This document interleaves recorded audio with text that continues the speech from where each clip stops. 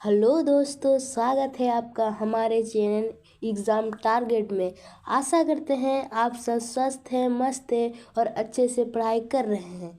आज उसी के साथ आज हम क्लास 9 का साइंस का वेरी इंपॉर्टेंट क्वेश्चन लेकर आए हैं। चलिए एक एक करके शुरू करते हैं।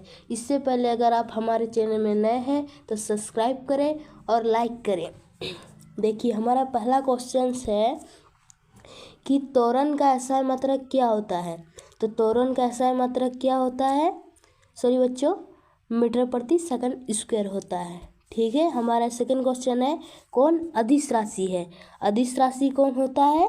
अदिश राशि यहाँ देखिए क्या क्या ऑप्शन है, बल, त्वरण, चाल, विस्थापन। तो इसका सही आंसर है चाल। चाल जो है हमारा अदिश राशि होता है। चलिए सेकंड क्वेश्चन देखते हैं। हमारा ओडोमीटर मापता है, बोल रहा ओडोमीटर क्या मापता है? चाल, दूरी, समय, औसत चाल। तो हमारा इसका जो करेक्ट आंसर है वो है दूरी। क्या मापता है ओडोमीटर? दूरी मापता है। चलिए हमारा नेक्स्ट क्वेश्चन है इकाई समय में निश्चित दिशा में तय की गई दूरी क्या है। बोल रहा है कि इकाई समय में निश्चित दिशा में तय की गई दूरी क्या है? चाल, वेग, विस्थापन, त्वरण। तो ये तो सबको पता है कि इकाई समय में निश्चित की गई दूरी वेग है। तो इसका हमारा सही आंसर क्या होगा?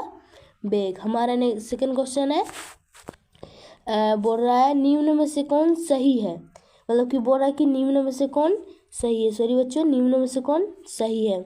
तो इसका आंसर क्या होगा? देखिए, ई तो सही नहीं है। एस बराबर 2/1/2 एटी का स्क्वायर। ई नहीं सही है, ये भी नहीं है, ये भी नहीं है। ये हमारा जो सही है एस बराबर यूटी प्लस हाफ एटी का स्क्वायर। तो हमारा सही आंसर होगा ये। हमारा सेकंड क्वेश्चन है एक कार 2 घंटा में 100 किलोमीटर की दूरी तय करता है, इसकी औसत चाल क्या होगी?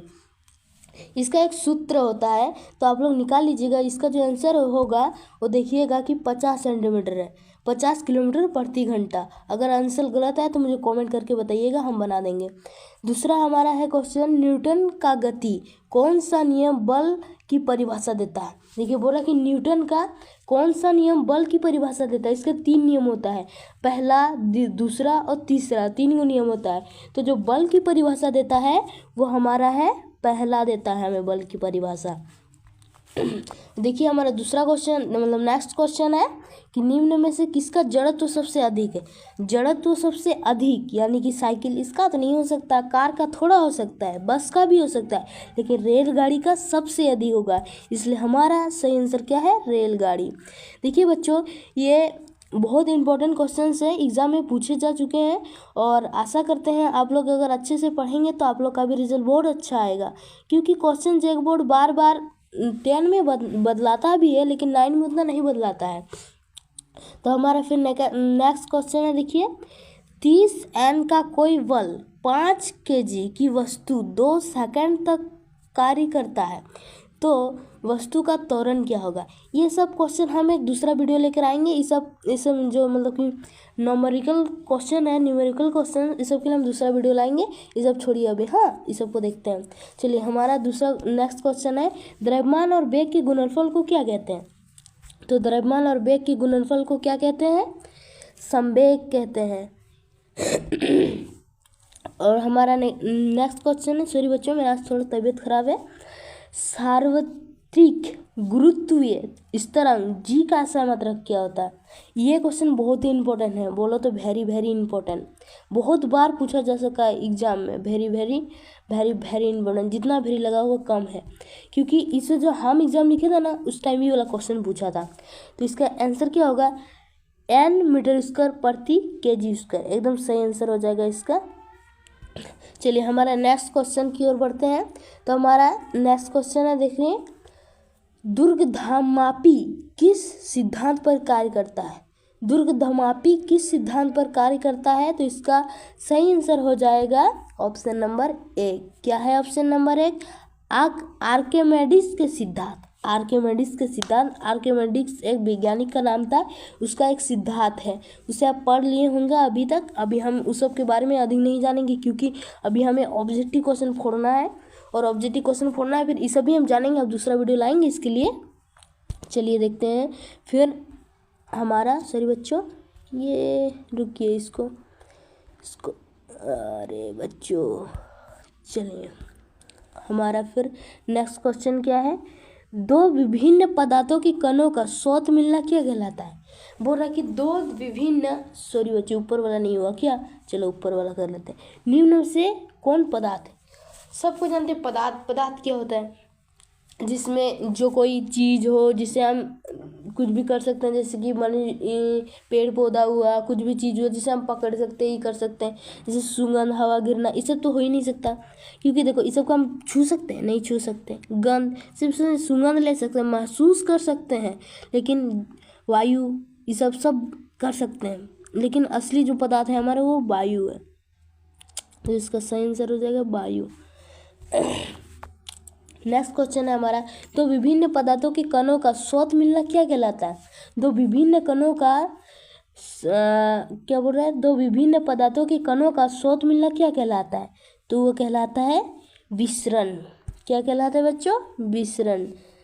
हमारा नेक्स्ट क्वेश्चन है, बर्फ का गलनांक क्या होता है। सबसे इम्पोर्टेंट क्वेश्चन, बर्फ का गलनांक क्या होता है, तो बर्फ का गलनांक क्या होता है 0 डिग्री सेल्सियस।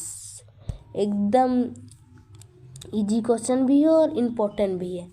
और 25 डिग्री सेल्सियस का तापक्रम बराबर क्या होता है, 25 डिग्री सेल्सियस का तापक्रम बराबर क्या होता है पूछ रहा है, तो इसका एक मतलब फॉर्मूला आता है तापक्रम का। अगर आपको सेल्सियस में पूछे तो उसके केल्विन में बदलने के लिए ना 273 से 273 से जोड़ दिया जाता है, और अगर उसको सेल्सियस में और केल्विन में बदलने के लिए उसको 273 से घटा दिया जाता है।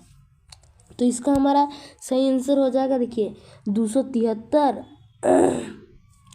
प्लस 25 जोड़ेंगे तो कितना होगा 298। तो हमारा 298 ऑप्शन कहाँ है देखेंगे, ये रहा हमारा 298, ये हमारा सही आंसर हो जाएगा। सॉरी बच्चों, ये सही आंसर। हमारा नेक्स्ट क्वेश्चन है, किसी अवस्था में अणुओं की ऊर्जा अधिकतम होती है। किस अवस्था में अणुओं की ऊर्जा अधिकतम होती है, तो याद रखिएगा बच्चों, सबसे अधिक जो होती है ना ऊर्जा, अणुओं की ऊर्जा अधिकतम होती है तो वो गैस में होती है। किस में होती है, गैस में।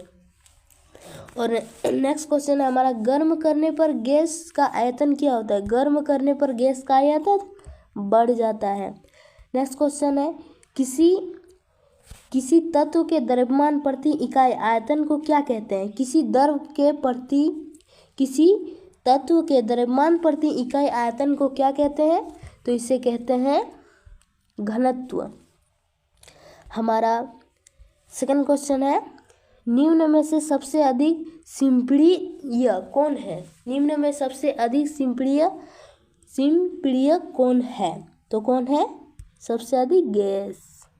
चलिए नेक्स्ट क्वेश्चन है, निम्न में कौन मिश्र धातु है। मिश्र धातु यानी कि वायु मिश्र धातु होता है। निम्न में से कौन तत्व है। तत्व ये तो आम बात है, सबको जानेंगे। तत्व जैसे हाइड्रोजन, हीलियम, लिथियम, ब्रेनियम, ब्रोन, कार्बन, ये सब बहुत सारे हैं, याद कर लीजिएगा। यहाँ पर है ऑक्सीजन, तो हम क्या करेंगे ऑक्सीजन। ऑक्सीजन हमारा सही आंसर हो जाएगा। नेक्स्ट क्वेश्चन है, विलियम में परिक्षेपित कणों का आकार होता है। विलियम में परिक्षेपित कणों का आकार क्या होता है, तो ये भी क्वेश्चन है, ये भी बहुत बार पूछा जा चुका है। आप इसे भी थोड़ा ध्यान से देखिएगा, यहाँ पर कंफ्यूज कर जाता है बड़ा और छोटा में, इसलिए यहाँ से थोड़ा ध्यान से देखिएगा कि बिलियन में प्रतिक्षेपित कणों का आकार कैसा होता है, तो 1 नैनोमीटर से छोटा होता है। क्या होता है, 1 नैनोमीटर से छोटा होता है। हमारा नेक्स्ट क्वेश्चन है, निम्नलिखित में से कौन भौतिक परिवर्तन है। भौतिक परिवर्तन यानी कि जल का जमना, ये सब भौतिक परिवर्तन है। हाँ, तो भौतिक परिवर्तन यहाँ पर है जल का जमना, तो हम इसे जल का जमना कहेंगे। हमारा नेक्स्ट क्वेश्चन है, डाई में रंगों को पृथक करने के लिए उपयुक्त विधि है।